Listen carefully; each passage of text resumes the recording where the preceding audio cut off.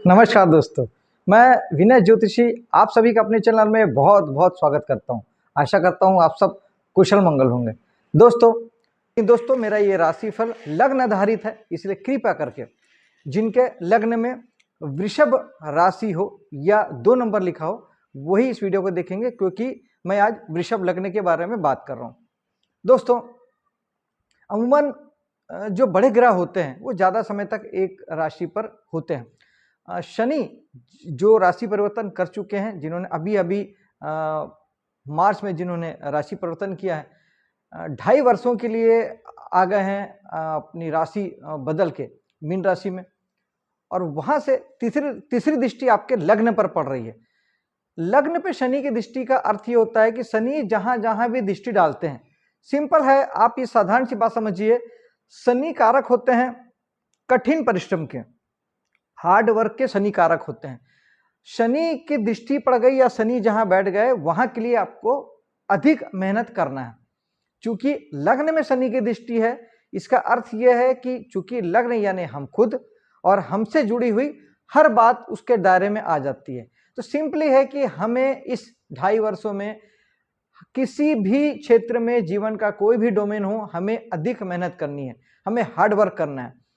विशेष तौर पे चूंकि लग्न स्वयं हमसे जुड़ा होता है, तो हमारी सेहत, हमारा शरीर, हमारा व्यक्तित्व, और कहीं ना कहीं शनि कभी कभी रोग बीमारी भी देते हैं, इसलिए सेहत के प्रति बहुत जागरूक होने की आवश्यकता है। समय समय पे चेकअप कराते रहिए, और समय समय पे अपना जो छोटी सी भी बीमारी होती है तो उसको तुरंत जाके डॉक्टर को दिखा के हील कराइए। जरा भी उसमें कमज़ोर मत बनिए, उसे नज़रअंदाज मत कीजिए, वरना शनि इसे बड़ा रूप देने से नहीं चुकेंगे। शनि के लिए अगर हम सिंपली, अगर कोई हेल्थ संबंधी इश्यू आपको आ रहा है या आ चुका है या आपको दिखाई पड़ रहा है, तो आप निश्चित तौर पे शनि का उपाय जरूर करें। शनि के लिए आप हर शनिवार को शनि मंदिर जाके सरसों का तेल चढ़ाइए। सरसों का तेल छोटी शीशी के रूप में भी आता है, 100 ml का भी आता है, 200 ml का भी आता है। आप जो आपको लगता है, जो आपके बजट में आता है, वो आप सरसों का तेल जरूर चढ़ाएं। हनुमान जी से जुड़ सकते हैं, आप हनुमान मंदिर जाके हनुमान जी के दर्शन कर सकते हैं।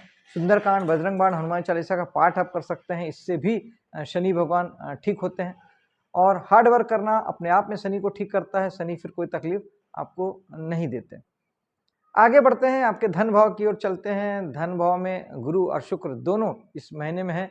गुरु तो ऑलवेज राशि परिवर्तन करके आपके धन भाव में आ गए हैं, तो गुरु अगले 1 वर्ष तक आपके धन भाव में रहेंगे।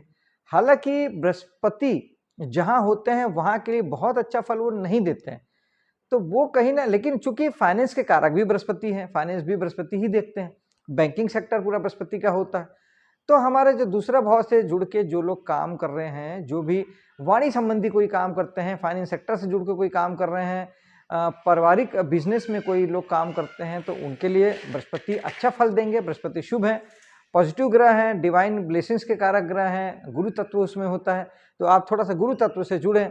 जीवित गुरु अगर आपके पास कोई है तो उनका आशीर्वाद लें। और बृहस्पति यूं भी धर्म के कारक ग्रह हैं, तो धर्म कर्म से जुड़ें, और बृहस्पति सेकंड भाव के कारक ग्रह भी होते हैं। तो इस प्रकार से आप ये समझ सकते हैं कि आपके लिए थोड़ा स्थिति बेहतर है। बृहस्पति एक बेहतर पोजीशन उत्पन्न करते हैं, और शुक्र भी यहाँ पर इस पूरे महीने पे रहने वाले हैं। लग्ने शुक्र का धन भाव में बैठने का अर्थ सिंपल सा है कि आप इस महीने पैसे के लिए या पैसे के प्रति अवेयर रहेंगे, जागरूक रहेंगे, और कुछ ऐसे काम करेंगे जिससे आपको ज़्यादा इनकम और लाभ की प्राप्ति हो, और वो आपको होगी। लग्जरी भी आपको अच्छी मात्रा में प्राप्त हो सकती है, जो सुख वैभव, गाड़ी, वाहन, इस तरह की चीज़ें अगर आप चाहते हैं तो वो भी ग्रह सपोर्ट करते हैं। दशा महादशा का क्रम भी अच्छा होना चाहिए, वो अगर सपोर्ट में है तो निश्चित तौर पे ये महीना आपके लिए अच्छा धनदायक साबित हो सकता है। तीसरे भाव में चलते हैं, जो कि हमारे पराक्रम का है। पराक्रम इस बहुत अच्छा रहने वाला है। 15-16 तारीख तक सूर्य आपके तीसरे भाव में रहेंगे, तो सूर्य ऐसे भी आपको राजा बनाते हैं, तो कहीं ना कहीं आप जब काम करने चलेंगे तो एक राजा की फीलिंग रखेंगे, राजा की भावना रखेंगे, राजा के तौर तरीके से काम करेंगे। साहस और पराक्रम बढ़ा हुआ रहेगा, क्योंकि वैसे भी सूर्य जो है वो आपके आत्मविश्वास को बहुत बढ़ाते हैं। बुध भी यहाँ पर विराजमान है, और बुध और सूर्य मिल के आपको कहीं ना कहीं एक अच्छा पराक्रम करने के लिए प्रेरित करेंगे, और कहीं ना कहीं आप शुभ दिशा की ओर, अच्छी दिशा की ओर आप कुछ अच्छा बेहतर करने की ओर आप अग्रसर होंगे और इस समय आपका आत्मविश्वास बहुत बढ़ा हुआ रहेगा, साहस बढ़ा हुआ रहेगा और पराक्रम का तो भाव ही है, तो पराक्रम भी आप कर पाएंगे। चौथे भाव में चलते हैं। चौथा भाव थोड़ा महत्वपूर्ण है दोस्तों, चौथे भाव को थोड़ा समझिएगा। केतु मोक्ष के कारक है, बिना वैराग्य के मोक्ष नहीं होता। तो केतु क्या करते हैं, आप जिस भी भाव में केतु बैठे हैं, अगर उन भावों के कारक चीजों के पीछे आप अगर जाते हैं, उसके पीछे मोह माया पालते हैं, उसकी चाहते पालते हैं, उसकी ज्यादा इच्छा करते हैं, उन चीजों के प्रति जाते हैं, तब केतु, क्योंकि किसी मोह माया पालना, किसी चीज के पीछे जाना, यह राहु का काम है। केतु तो वैरागी है, केतु तो आध्यात्मिक आदमी, केतु संत है। तब आपको केतु उन सारी बातों से कष्ट देते हैं, तकलीफ देते हैं, उन बातों से छुड़ाते हैं, वो बातें आपसे छूटती है और फाइनली आपको ये रियलाइज होता है कि सारी चीजें बेकार है और आपके अंदर वैराग्य की भावनाएं आती है उन चीजों के प्रति। यही तो केतु चाहते हैं। केतु का उद्देश्य आपको तकलीफ देना नहीं है, केतु का मूल उद्देश्य है आपको वैराग्य में लेके आना। लेकिन अगर केतु जिस भी भाव में बैठे हो, गोचर में हो या आपकी कुंडली में हो, अभी केतु 1.5 वर्षों के लिए आपके चौथे भाव में आ गए हैं और अभी अभी राहु केतु ने राशि परिवर्तन किया है मई में, तो अभी केतु 1.5 साल यहाँ पे रहने वाले हैं। तो अगर आप चौथे भाव यानी मकान, वाहन, निजी परिवार, सुख, शांति, लग्जरी के पीछे आप गए, तो यकीन मानिए जो है केतु उससे भी आपको कट लगाएंगे, आपको तकलीफ देंगे, परेशानी देंगे और फिर आप वैराग्य में आएंगे। लेकिन इन सब से अलग, अगर इन सारे चीजों के प्रति आप तटस्थ हो जाते हैं, न्यूट्रल रहते हैं, इन चीजों के पीछे भागते नहीं हैं, जो है जैसा है उसको वैसे ही एक्सेप्ट करते हैं, नया कोई गणित नहीं लगाते प्रॉपर्टी, गाड़ी, ये सारी चीजों को लेकर अगले 1.5 वर्षों के लिए, तो फिर केतु आपको तकलीफ नहीं देंगे। उल्टे केतु जब आप चीजों को छोड़ देते हैं तो केतु उसे भर भर के देते हैं। तो आप इन चीजों को नजरअंदाज करेंगे, इन चीजों के पीछे नहीं जाएंगे तो केतु आपको दे देंगे। लेकिन आप इन चीजों के पीछे जाएंगे तो केतु जो है वो भी ले लेंगे। आप इसे प्रैक्टिकली कर सकते हैं और मुझे कमेंट्स में अपने अनुभव भी जरूर शेयर कीजिएगा कि ये कैसा था। पंचम भाव जो प्रेम रोमांच का होता है, यहाँ मंगल बैठे हुए हैं और मंगल जो होता है वो साहस देते हैं। तो कहीं ना कहीं इस समय में प्रेम रोमांस के लिए आपको जो यंग है, जैसा जिनकी उम्र है, उनको साहस मिलेगा, कहीं ना कहीं उनकी ऊर्जा बढ़ी हुई रहेगी। लेकिन चूंकि 12वें भाव के स्वामी भी मंगल हैं, तो ये मान के चलिए कि इसमें आपको कहीं कुछ आपके साथ गड़बड़ भी हो सकता है, चीटिंग हो सकती है। 12वां भाव आपके साथ धोखा है, चीटिंग है, 12वां भाव नुकसान है, कष्ट है, थोड़ा संभल के काम कीजिएगा। 12वां भाव विदेश का भी है, तो आपको हो सकता है कि आपको विदेशों से जुड़ के, आपको विदेशी किसी कोई व्यक्ति अगर विदेश में है तो उससे आपको इस समय में आपका अट्रैक्शन हो सकता है आपका, या अदर कास्ट का कोई है, अदर जाति का है, अगर स्टेट का है, अदर लैंग्वेज का है, वहाँ पर संभावना ज़्यादा बनती है कि आपका जो साहस है वो बढ़े। और चूंकि पंचम भाव हमारा दिमाग भी होता है, वहाँ मंगल का बैठना हमारे दिमाग में थोड़ा गर्मी भी पैदा करता है। तो इस समय में आप ज़्यादा उत्साहित हो सकते हैं, ज़्यादा खुश मिजाज हो सकते हैं, ज़्यादा एनर्जी से भरे हुए हो सकते हैं। और ज़्यादा बढ़ जाए तो ये गुस्सा भी देता है, क्रोध भी देता है, लड़ाई झगड़े को प्रेरित भी करता है, उसे आप कंट्रोल में रखिएगा। यहाँ पे शनि की दृष्टि है जो कि कहीं ना कहीं वैसे पंचम भाव हमारा कला जगत से भी हमको जोड़ता है, गीत संगीत नृत्य से भी हमको जोड़ता है, हीलिंग मॉडलिटी यानी उपचार जो हम करते हैं, जैसे चक्रा हीलिंग करते हैं, ऑरा हीलिंग करते हैं, उससे भी हमको जोड़ता है हमारा पंचम भाव। तो इन सारी चीज़ों में भी अब शनि की दृष्टि यहाँ पे ये कहती है कि अगर आप यहाँ से जुड़ के काम करते हैं, अगर किसी प्रकार के आप मानसिक किसी चीज़ों से जुड़ के कोई काम करते हैं, मनोरंजन जगत से जुड़े हैं, कला जगत से जुड़े हैं, इस तरीके के काम में आपको हार्डवर्क होना पड़ेगा, हार्डवर्क करना पड़ेगा, क्योंकि शनि जहाँ भी देखते हैं चाहते हैं आप वहाँ के लिए मेहनत ज़्यादा करें। आप अगर हल्के में चीज़ों को लेंगे तो शनि आपको तब प्रॉब्लम देते हैं, अगर आप मेहनत करेंगे तो आपको कोई प्रॉब्लम नहीं होगा। इवन अगर आपका प्रेम प्रसंग की भी बात करें, उस स्थिति में भी पंचम भाव संतान भी है, तो संतान के लिए भी आपको, संतान को भी इस समय में एंगरनेस आएगा, जिनके बच्चे हैं उनको थोड़ा आपको दिखेगा कि आप थोड़ा क्रोध में हैं, थोड़ा तेजी में हैं। और पंचम भाव चूंकि संतान को भी रिप्रेजेंट करता है, तो शनि चाहते हैं कि संतान के प्रति आप ज़्यादा ध्यान दें, ज़्यादा अवेयर हों, उनके प्रति ज़्यादा मेहनत करें, ये सारी चीज़ें हैं। मंगल साहस है, लेकिन कर्म के लिए जो प्रेरित करते हैं वो शनि करते हैं, तो शनि यहाँ के लिए आपको हार्ड वर्क होने के लिए बोलते हैं। छठे भाव में बृहस्पति की दृष्टि अच्छी हो भी सकती है और नहीं भी हो सकती, क्योंकि अगर आप छठे भाव के काम करते हैं, अगर आप सर्विस सेक्टर में हैं, नौकरी में हैं, या सर्विस प्रोवाइडर हैं, जैसी इंजीनियर, डॉक्टर, वकील लोगों को कंसल्टेंसी दे के सेवा करते हैं। एक बढ़ई, एक लोहार, एक पेंटर, एक बिजली मैकेनिक, एक एसी मैकेनिक, ये सब आपको सेवाएं दे रहे हैं। सेवा व्यवसाय जिसे हम कहते हैं, सर्विस सेक्टर। सर्विस सेक्टर में जो लोग हैं उनका काम बहुत बढ़ेगा, बहुत अच्छी तरक्की होगी। और इस समय में क्योंकि छठा भाव सर्विस सेक्टर का बृहस्पति की दृष्टि चीजों को बढ़ाती है। अगर आप यहाँ के काम नहीं करते हैं, उस स्थिति में छठा भाव का जो जो वो है ऋण, रोग और शत्रु, फिर बृहस्पति आपके ऋण को, रोगों को, शत्रुओं को बढ़ाएंगे। कोर्ट कचहरी का मामला चढ़ेगा तो उसे बढ़ा देंगे। झगड़ा आप करेंगे तो झगड़ा आपका बढ़ जाएगा। कर्जा इस समय में भूल के भी ना लीजिएगा अगले 1 साल तक, क्योंकि कर्ज लेंगे तो बृहस्पति उसे कई गुना और बढ़ा देंगे। कर्जे को पटाने के लिए फिर आपको कर्ज लेना पड़ेगा, ये ना कीजिएगा। शत्रुता नहीं कीजिएगा। और बीमारी अगर है तो उसे तुरंत जाके हील कीजिएगा, अन्यथा बृहस्पति उसे भी बढ़ा देंगे। उपाय के तौर पे छठे भाव के लिए सबसे अच्छा उपाय है कि लाइफ में अनुशासित रहिए, समय से उठिए, समय से खाइए, समय से सोइए, जीवनचर्या को बिल्कुल व्यवस्थित रखिए और ज़्यादा से ज़्यादा एक्सरसाइज और व्यायाम कीजिए। अपने जीवन को अनुशासित रखते हुए सारे योगाभ्यास कीजिए, प्राणायाम कीजिए। कहीं ना कहीं अपने आप को पूरा एक टाइम टेबल से लेके चलेंगे जब आप, क्योंकि छठा भाव भी टाइम टेबल होता है, तो आपको कहीं कोई तकलीफ नहीं आएगी। सेहत के प्रति अवेयर रहिए। और बृहस्पति हैं तो फिर वही कहता हूँ कि गुरु तत्व से जुड़िए। और बृहस्पति कहीं ना कहीं ज्ञान के कारक हैं, तो नॉलेज बहुत बड़ी चीज़ होती है। जितना ज़्यादा से ज़्यादा आप नॉलेज लेते हैं, पढ़ते हैं, सीखते हैं, तो बृहस्पति आपके बहुत अच्छे रहते हैं। ज्ञान ग्रहण कीजिए, ज्ञान से बृहस्पति सही होते हैं। सप्तम भाव आपका ठीक ठीक है, अभी कोई खास विशेष आपको दिक्कत नहीं होने वाली, बल्कि उल्टे। हाँ, ये जरूर है कि इस समय में आप अपने जीवन साथी के प्रति आपको भी प्यार महसूस होगा और आपको ये भी महसूस होगा कि जीवन साथी भी आपके तरफ इस महीने काफ़ी अट्रैक्ट है और आपको काफ़ी आपके पीछे वो ध्यान दे रहा है। ये भी आपके साथ में इस समय में हो सकता है। 8वें भाव की ओर चलते हैं। 8वां भाव इस समय में बहुत विशेष है दोस्तों। 4 ग्रहों की दृष्टि आपके 8वें भाव में पड़ रही है। 8वां भाव होता है हमारे रुकावट, बाधा, चिंता, परेशानी का भी होता है। और अगर हम वहाँ के काम करते हैं तो अकल्ट फील्ड से जुड़ के जो लोग काम करते हैं, ज्योतिष का, वास्तु का, न्यूमरोलॉजी का, टेरो कार्ड का, ये काम वहाँ से होते हैं। जो रिसर्च करते हैं, जो वैज्ञानिक हैं, जो पढ़ रहे हैं, वो रिसर्च वहाँ से होता है। इनकम टैक्स, सेल टैक्स वहाँ से होता है। पुलिस, मिलिट्री वहाँ से होती है। जो कोई भी कुछ खोज रहा है, कुछ ढूंढ रहा है, वो सारे काम 8वें भाव से होते हैं। लेकिन अगर आप वहाँ के काम करते हैं तब तो आपका काम बढ़ेगा। और 4 ग्रहों की दृष्टि आपको, बृहस्पति की भी यहाँ दृष्टि है, बृहस्पति काम को बढ़ाएंगे।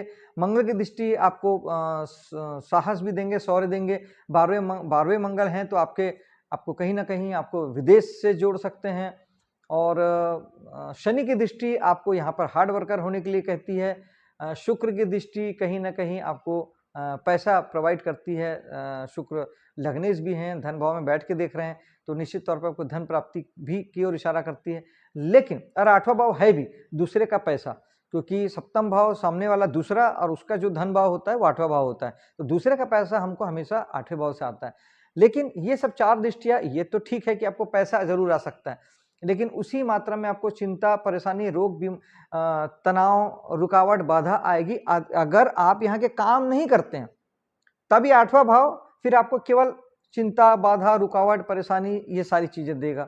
ये लाइफ में आएगा। फिर लाइफ में आप कुछ भी करते हो, किसी भी डोमेन में हो, ये सारी चीजें आपको दिक्कत दे सकती है। तो कहीं ना कहीं 8वें भाव के लिए सबसे अच्छा उपाय तो यही है कि हम जो अपना काम कर रहे हैं उस काम में हम कुछ रिसर्च शामिल करें, कुछ नई बातें शामिल करें, कुछ पढ़ें, कुछ सीखें।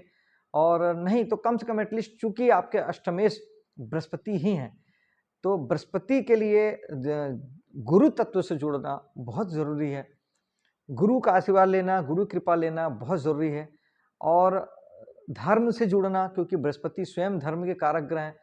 और कहीं ना कहीं आपको अगर आप गुरु परंपरा से नहीं भी जुड़े हैं तो भी आप किसी एक को गुरु बना लीजिए। और कोई नहीं मिलता तो आप हनुमान जी, भगवान शंकर, किसी को भी अपना गुरु मान लीजिए और उनसे हर दिन प्रार्थना कीजिए, विनती कीजिए कि मेरा मार्गदर्शन करें, मुझे रास्ता दिखाएं।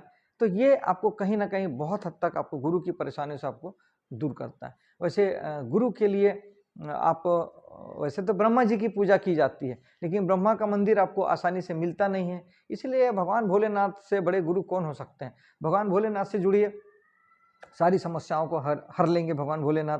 उनकी पूजा आपको आपके कष्टों में काफ़ी हद तक कमी लेके आएगी।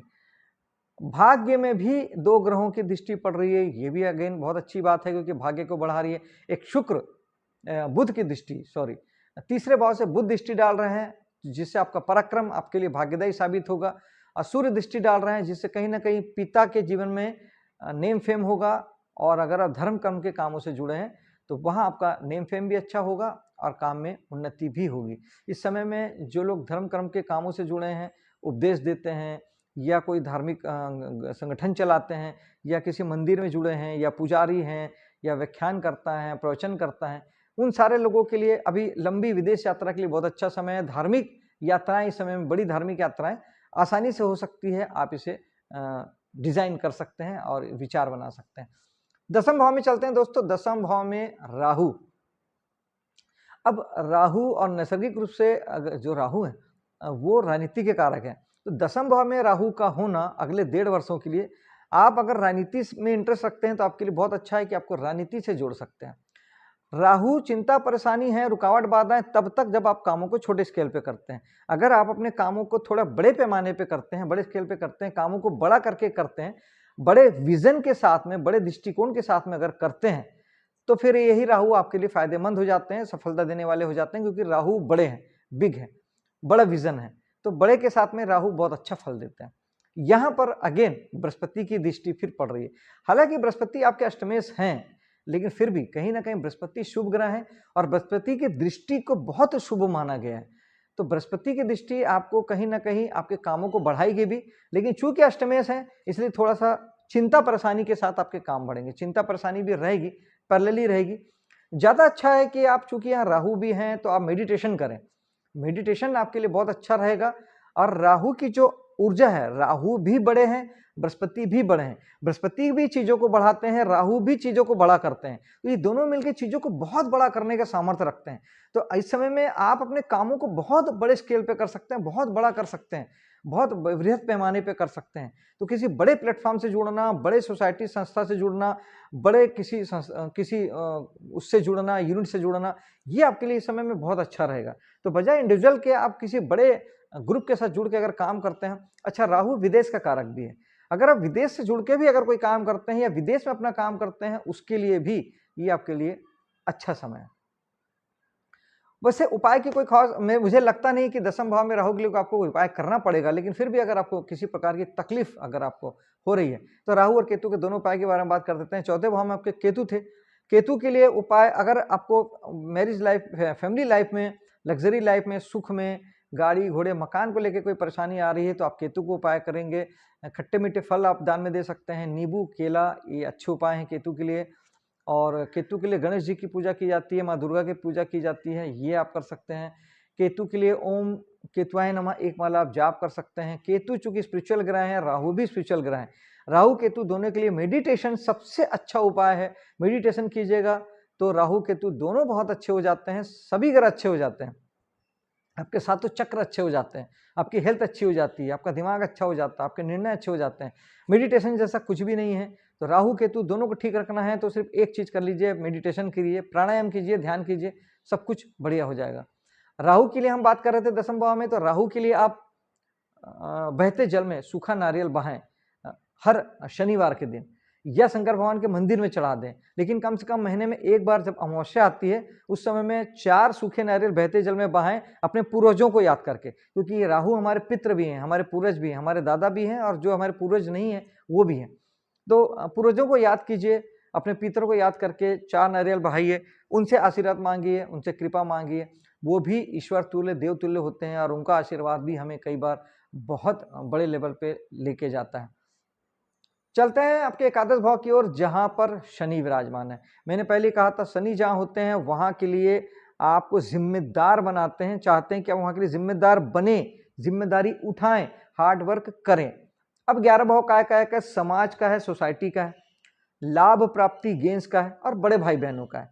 तो बड़े भाई बहनों के प्रति, समाज सोसाइटी के प्रति, और अगर आप एनजीओ वगैरह से जुड़ के काम करते हैं उसके प्रति आपको ज्यादा जिम्मेदार होना है, ज्यादा मेहनत करनी है, हार्ड वर्क करना है, अपनी जिम्मेदारी से बचना नहीं है, बल्कि अपना पूरा 100% एफर्ट आपको लगाना है, तब शनि प्रॉब्लम नहीं देंगे। और अगर आपको यहाँ की कोई प्रॉब्लम आ रही है, इसका सीधा सा अर्थ है कि आप अपनी जिम्मेदारी पूरी नहीं उठा रहे हैं, आपको आकलन करने की जरूरत है, आकलन कीजिए, जिम्मेदारी उठाइए। शनि का उपाय मैंने पहले ही बता दिया है कि शनिवार के दिन शनि मंदिर जाके शनि भगवान को सरसों का तेल चढ़ाएं। ओम शनिश्चराय नमः एक माला आप जाप कर सकते हैं, गरीब लोगों को हेल्प कर सकते हैं, मदद कर सकते हैं। जो लेबर क्लास हैं, जो नीचे तबके के लोग हैं, ज़्यादा से ज़्यादा उनकी मदद कीजिए, उन्हें तकलीफ ना दीजिए, बल्कि उन्हें किसी भी प्रकार से मदद हेल्प कीजिए। ये शनि को काफ़ी हद तक ठीक करता है। तो ये था अगस्त महीने का वृषभ लग्न का राशिफल। अब दीजिए मुझे इजाज़त, मिलता हूँ आपसे अगली वीडियो में, तब तक के लिए जय हिंद, जय माता दी।